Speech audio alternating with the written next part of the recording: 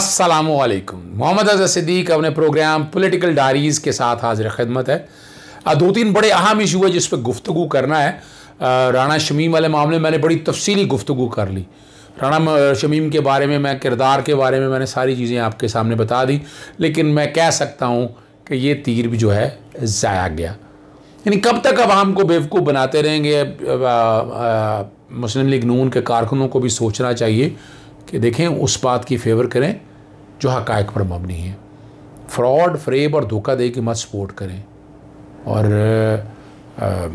इसलिए मैं कोशिश करता हूँ हक़ाइक़ आपके सामने लेता रहूँ। दो तीन इशूज़ हैं अदालती जो कि मैं नहीं कर सका रात वाला प्रोग्राम जो कि मेन था, और आज सुबह में जो कल की जो चीज़ें हैं, लेकिन आप तक वो बतानी बड़ी ज़रूरी हैं। बड़े अहम इशूज़ हैं ताकि आप लोगों को समझ आ सके, और वो मैं आपके सामने रखूँगा। एक तो चेयरमैन नैब के हवाले से आपको पता है, ऑर्डिनेंस जो है उसको सुप्रीम कोर्ट बार की प्रेस रिलीज बैकग्राउंड पे चल रही होगी, चैलेंज करने का कहा उन्होंने।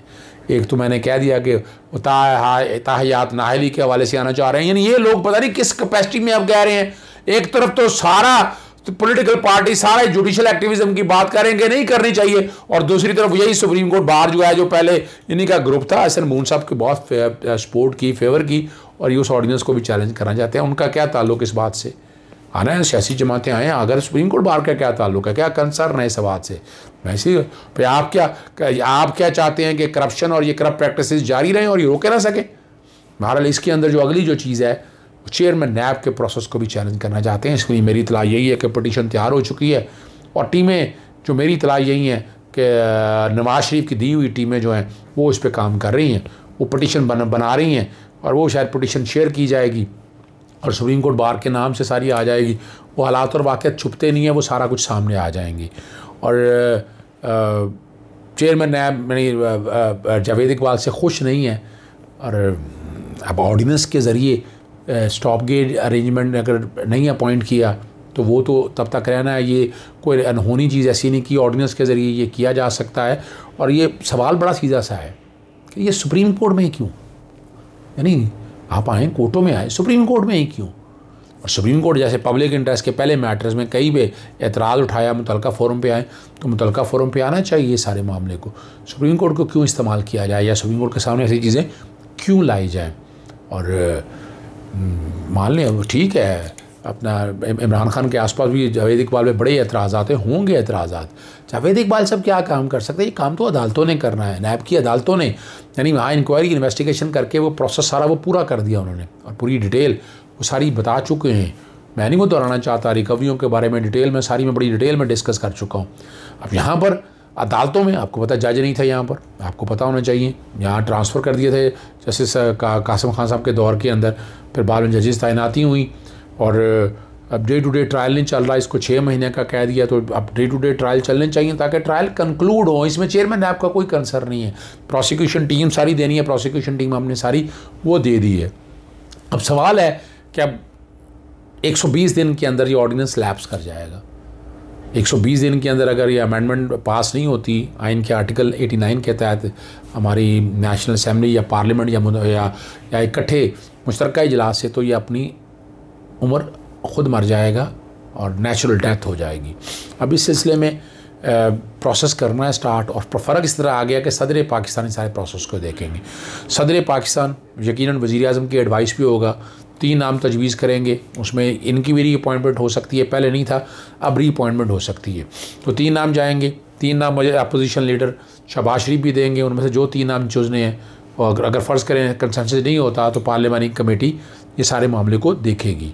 और इमरान खान के करीब कई लोग ऐसे हैं जो चाहते हैं कि जो है ना, जावेद इकबाल की जगह कोई नया बंदा, लेकिन जावेद इकबाल की जगह अब नया बंदा जो आप देखना है वो सोचना है, क्या वो इस तरह से जिस आसान तरीके से जावेद इकबाल साहब लेकर चल रहे थे नैब को ले जा सकेगा? मुझे तो नज़र नहीं आता है।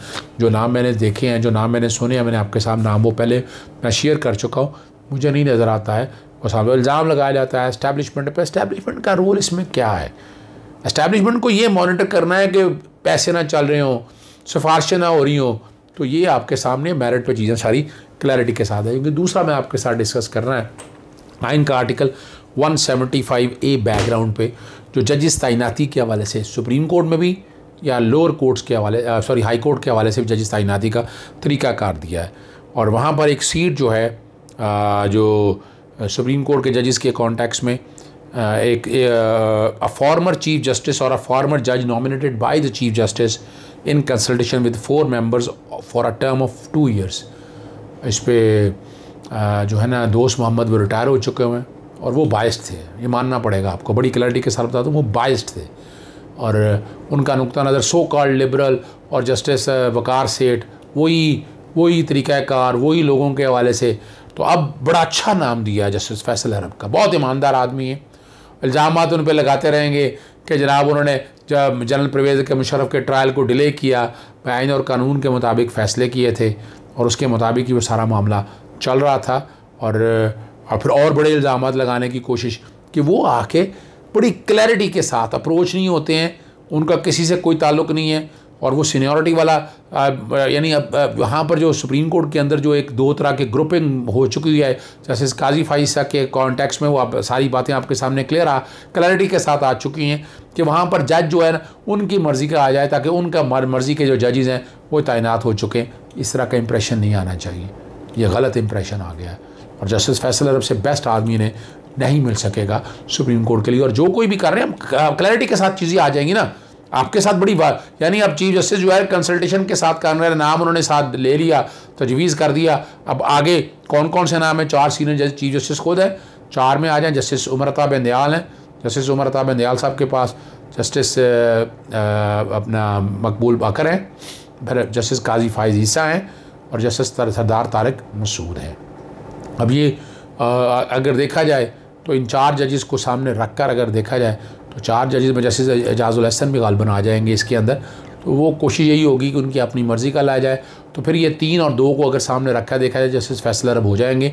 उनके अगेंस्ट बड़ी एक नेगेटिव कैंपेन चल रही है, लेकिन मैं आज आपके सामने वो बुनियादी तौर पर परवेज़ मुशर्रफ का फ़ैसला सेट असाइड हो चुका हुआ है और लाहौर हाई कोर्ट ने किया, मैं पेश हुआ था और बड़ी क्लैरिटी के साथ चीज़ें सारी सामने मैंने ला कर रख दी थी। कंप्लेंट गलत की, शब नवाज शरीफ का बराह रास्त इन्वॉल्वमेंट थी, इफ्तिखार मोहम्मद चौधरी साहब उसमें ख़ुद इन्वॉल्व थे और वो एक एजेंडा था, वो जिसका भी एजेंडा था वह हालात और वाक़यात आपके सामने आ जाएंगी। और जिस तरह कोशिश की गई और लेकिन लाहौर हाई कोर्ट के फुल बेंच ने वो सारे मामले को सेट असाइड कर दिया था। कन्विक्शन तो बाद की बात है, बेस ही सारी कट गई थी, कंप्लेंट गलत थी, कंपोजिशन गलत थी और जुरिसडिक्शन इख्तियार करते हुए वो फ़ैसला आज भी अपनी जगह पर मौजूद है, वो बैकग्राउंड पे चला रहा हूँ मैं। आगे चलते हैं।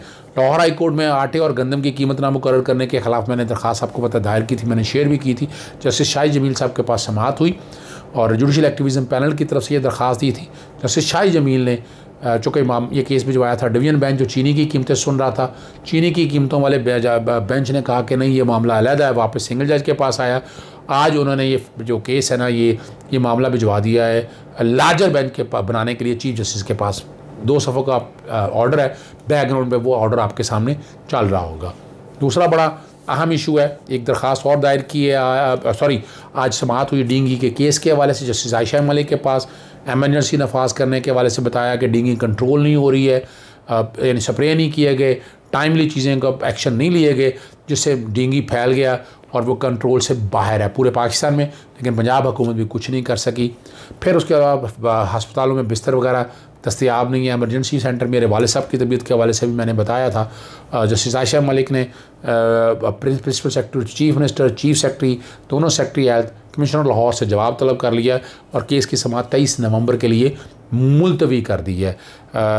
ये उनकी मेहरबानी है और बड़ा पॉजिटिवली मामले को देख के वो चाहते हैं। देखिए कोर्टों का काम है इनके आर्टिकल 9 का नफाज करना, राइट टू लाइफ की बात हो रही है और उस पर अमल दरामद करना। आगे अब एक और बड़ा अहम इशू है, 2 रुकनी बेंच है अपना NA-33 के ज़िमनी इंतखाब के लिए। जस्टिस शुजात अली खान और जस्टिस फैसल जमान 2 रुकनी बेंच के सामने जब ये मामला आया तो जस्टिस फैसल जमान ने केस सुनने से माजरत कर ली और जमशेद चीमा और मुसर्रत चीमा का जो है ना केस अब दोबारा चीफ जस्टिस को बना दिया गया नया बेंच नॉमिनेट करने के लिए और उनके सामने ये मामला आएगा। और मैंने आपके सामने बता दिया बड़ा कम लिमिट चांस है, बहुत कम चांस है, 20 दिन रह गए हैं।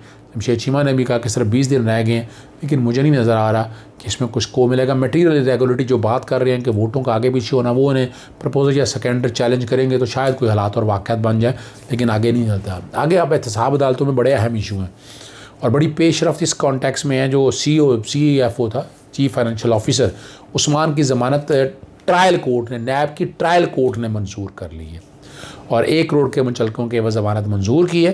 नसीम अहमद विरक ने दिया है और नैब ने ज़मानत मंजूर ना करने के हवाले से दरख्वास्त की मुखालफत की थी और इसी तरह नैब की अदालत ने 13 साल बाद एक रेफरेंस का फ़ैसला सुना दिया। ट्रायल मुकम्मल होने पर फैसला सुनाया। गैर कानूनी ज़मीन फ़रोख्त करने पर मुलजिम मेजर जुल्फ़कार को 14 साल कैद और 1 करोड़ 75 लाख रुपये जुर्माना। मुलजिम असगर सुलेमान को 7 साल कैद और 35 लाख रुपये जुर्माना। स्पेशल प्रोसिक्यूटर इसमें वो मुकम्मल कराए। 16 गवाहान के बयान रिकॉर्ड किए गए। निजी हाउसिंग सोसाइटी की करोड़ों रुपए की अराजी की गैर कानूनी तौर पर फ़रोख्त करने का इल्ज़ाम था। मैंने कुछ और चीज़ें भी बात करनी है, लेकिन रावलपिंडी रिंग रोड मनसूबे में जो करप्शन है उसका केस साबिक़ कमिश्नर रावलपिंडी मोहम्मद महमूद और वसीम ताबिश की ज़मानत की दरख्वास्त जस्टिस शहराम सरवर के बेंच के सामने आई। सरकारी वकील पेश ना हुई, रिकॉर्ड पेश ना करने पर अदालत का इज़हार बर्ज़ हुई। 18 नवंबर के लिए समाअत मुलतवी करके रिकॉर्ड लाने का कहा है। अभी इसी तरह एक और केस मैं फिर बोल जाऊँगा, टाइम कम है, लेकिन मैं कोशिश करूँगा जल्द अज आपके सामने रख दूँ। इंसदादी दहशतगर्दी की अदालत ने तहरीक लब्बैक के 31 गिरफ्तार कारकुनान की ज़मानत मंजूर कर ली है। 1 लाख के ज़मानत मुचलके के एवज़ की है।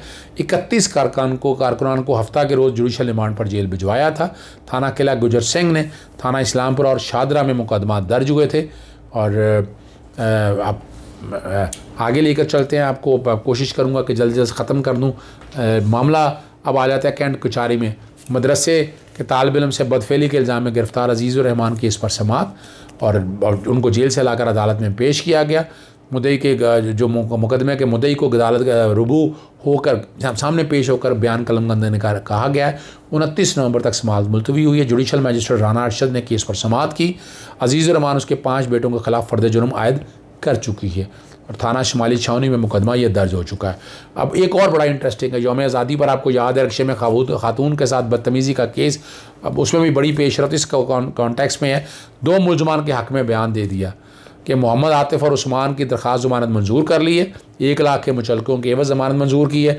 अब यहाँ क्या करें, आप मुझे ये बता दें, अदालतें क्या करें अगर इनके खिलाफ बड़ा आपके सामने आपने सुना, बड़ा शोर डाला, लेकिन अब क्या कर सकते हैं। उन्होंने कहा दोनों मुलजमान मेरे मुलजिम नहीं हैं। मुतासरा कानून का अदालत में बयान तसल्ली करने के बाद बताना चाहती हूँ कि मुलजिमों के खिलाफ कार्रवाई नहीं करना चाहती और दरख्वास्त ज़मानत मंजूर करने पर कोई एतराज़ नहीं है। खातून को छेड़ने और हरासा करने के इल्ज़ाम में इनको गिरफ़्तार किया गया था। आखिरी केस बर्जीस ताहिर के हवाले से है। ज़मानत पर समाअत हुई और गिरफ़्तारी मतलूब नहीं है। नैब के प्रोसिक्यूटर ने कह दिया वारंट गिरफ़्तारी जारी नहीं की। जब वारंट गिरफ़्तारी जारी करेंगे तो गिरफ़्तारी की बात आती है ना, यहाँ तो तरीक़ाकार यही पर है और ये बड़ी ज़बरदस्त बात है। नैब हुकाम गिरफ़्तारी से 7 रोज़ पहले आगाह करें, ये वकील बर्जीस ताहिर ने बताया। आप इस हवाले से कानूनी नुक्ता पर दलाइल दें कि अदालत कैसे कह सकती है इस सारे मसले को। और आपको याद है इस लाहौर हाई कोर्ट इस मामले में वाज़ तौर पर कहती चुकी है और मैं कहता था कि ये ऐसा नहीं कर सकती है। 2 दिसंबर तक ज़मानत में तोसी कर दी है और जज जो है ना मलिक अली जुल्करनैन अवान ने इस केस पर समाअत की है।